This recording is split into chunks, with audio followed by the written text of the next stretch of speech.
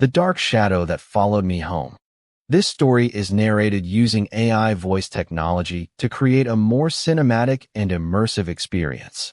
The voice and pacing may be enhanced for dramatic effect, but the encounter itself is based on a real experience shared by someone who says they lived through it. Tonight's story is called The Dark Shadow That Followed Me Home. I never thought a funeral would become the beginning of something I still cannot explain. When I first heard that my uncle had passed away, I felt that heavy feeling in my chest that comes when death touches the family. He had lived in another city, a few hours away from where I lived, and his funeral was going to be held over 2 days. On the first day, I drove to the city where the funeral was being held. I stayed most of the day with my family. I greeted relatives I had not seen in a long time. I sat quietly. I listened to people talk about my uncle's life. I watched the sadness in the room and felt that strange silence that always comes when someone is gone, but their presence still feels close. By the time the first day ended, it was already late. I had 2 choices. I could stay overnight in that city, or I could drive back home and return the next morning for the second day of the funeral. At the time, it seemed like the right choice. I wanted to sleep in my own bed. I wanted to shower, change clothes, and come back fresh the next day. So I said goodbye to my relatives, got into my car, and started the long drive home. The first part of the drive was normal. The city lights slowly faded behind me. The roads became darker. Traffic became thinner. Soon, it was just me, my headlights, and the empty highway stretching ahead. I remember feeling tired, but not sleepy.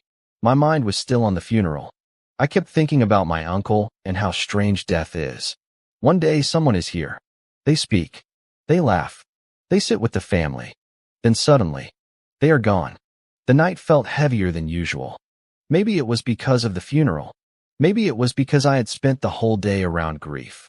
Or maybe something had already followed me out of that city, and I just had not noticed it yet. About halfway home, the road became more isolated. There were fewer houses, fewer streetlights, only dark fields on both sides and patches of trees that appeared and disappeared in my headlights. That was when I first noticed it. At first, I thought it was just something on the side of the road. A shadow, a sign, maybe a tree stump. But as I drove past it, I saw a dark figure standing near the shoulder. It looked human-shaped, tall, thin, completely black. I glanced at it for only a second as my headlights passed over the road. But the strange thing was, the light did not really touch it. Everything around it became visible for a moment. The grass, the road sign, the edge of the ditch. But the figure stayed dark, like the headlights could not reach it. I looked in my rearview mirror. For a moment, I saw nothing. Then I saw it. A dark shape behind me, standing in the road. I told myself I was just tired. I told myself it was grief, darkness, and imagination. So I kept driving. A few minutes later, I checked the mirror again. This time, it was closer. Not right behind the car, but close enough that my stomach tightened. There were no headlights behind me, no other cars, no person running, no animal crossing the road. Just that dark figure. Still there, following. I pressed the gas a little harder. The engine grew louder. The road lines passed faster beneath the car. I looked back again. The figure was farther away now. For a second, I felt relief. Then the road curved. And when I came out of the curve, I saw it again. Not behind me. Ahead of me. Standing on the right side of the road. My hands tightened on the steering wheel. I did not understand how that was possible. I had just seen it behind me. There was no way it could have passed me.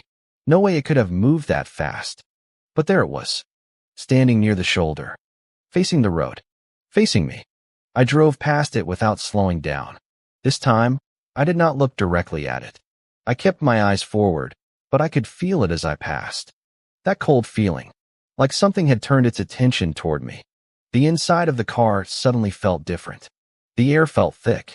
The radio was off, but I could hear a faint sound. Not a voice. Not music. More like a low vibration.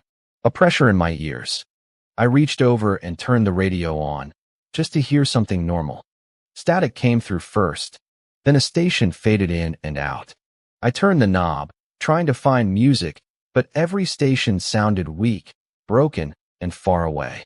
Then the radio shut off by itself. The dashboard lights flickered. Once. Twice. Then everything came back on. I whispered to myself, no. No, no, no. I checked the rearview mirror again. The figure was behind me, closer than before. This time, it looked like it was moving. Not running. Not walking. Just gliding forward in the darkness, keeping up with the car in a way that made no sense. My heart started pounding so hard I could feel it in my throat. I gripped the steering wheel with both hands and kept driving. I did not want to stop. I did not want to pull over. I did not want to find out what that thing was. The road ahead was empty, and for the first time that night, I wished there were other cars around me. But there was nobody. Only me, the road, and whatever was following me. I started praying under my breath. I asked God to protect me. I asked my ancestors to guide me. I asked whatever was out there to leave me alone. But the feeling in the car only grew worse. Then I heard something. A soft tap. At first, I thought a rock had hit the car. Then it came again. Tap, tap, tap. From the back window. I looked in the rearview mirror. And for 1 second, I saw something that still makes my skin crawl when I think about it. There was a dark shape pressed close behind the car. Not fully visible. Not clear. But close enough that it blocked part of the rear window.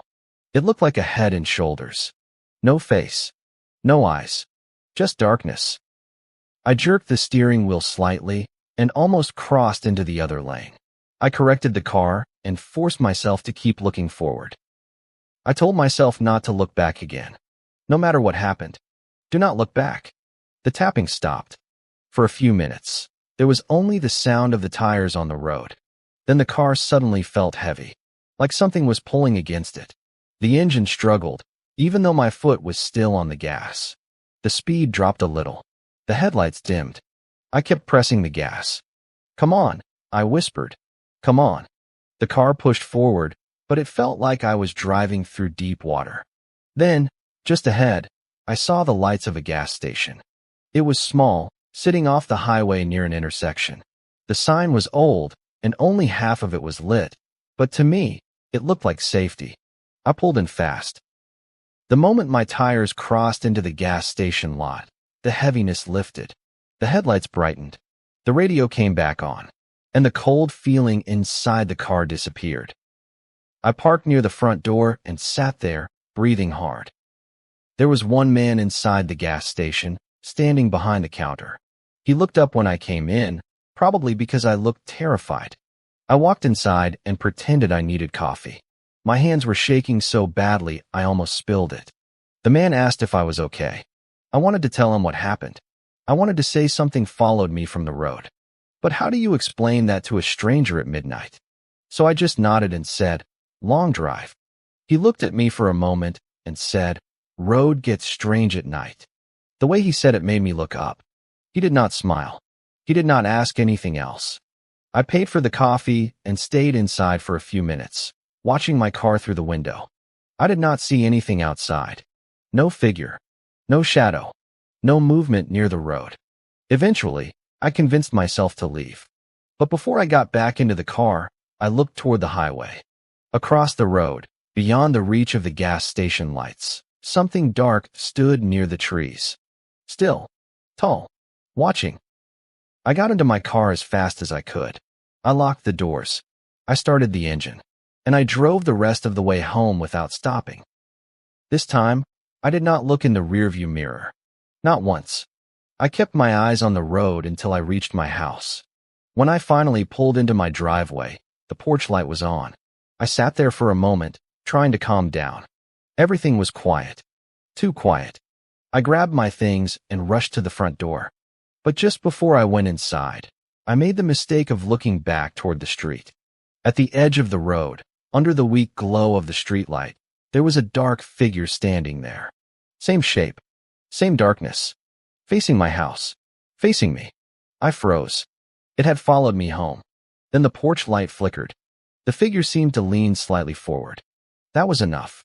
I ran inside, locked the door, and turned on every light in the house. I did not sleep that night. I sat in the living room until morning, listening to every sound outside. When the sun finally came up, I looked outside. The street was empty. There was nothing there. No footprints. No marks. No sign that anything had stood there at all. The next morning, I drove back to the funeral for the second day. But I did not tell anyone what happened. Not at first. I sat with my family, trying to act normal, but all day I kept looking toward the doors, toward the windows, toward the corners of the room. I kept wondering if something had followed me from the funeral, or if something had followed me to it. To this day, I still do not know what that dark figure was.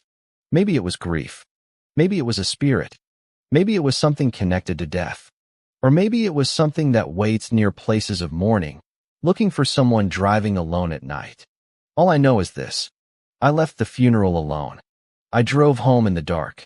And halfway there, something noticed me. Something followed me. And somehow, it knew where I lived.